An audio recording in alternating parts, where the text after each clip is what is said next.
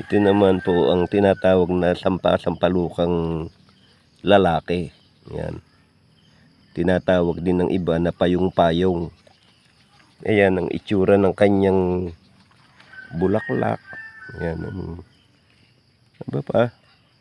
Para siyang makahiya na nalupi ang dahon. Yan, lumulupi din na kanyang dahon parang makahiya.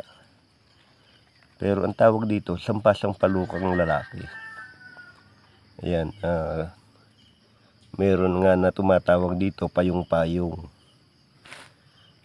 Ayan ang bulaklak niya. Iginagamot din to. Ayun, may bisa rin daw itong gamot sa ubo. Ayan ang Ayan, marami dito at may mga makikita rin tayo sa inyo.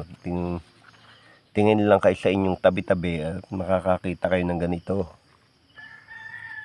Ayan, ang sampasalukang lalaki.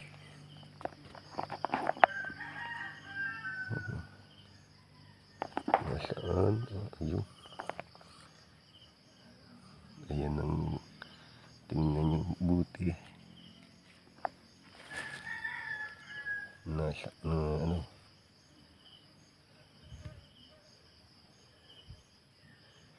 Ito naman ang sampasalukang babae naman ito. Yan, tingnan yung itsura ng sampasalukang babae. Yan, ganito naman ang itsura. Yun. Ayan, maigi rin ito sa ubo. Yun, ipinapaligo sa mga bata sa nanganak.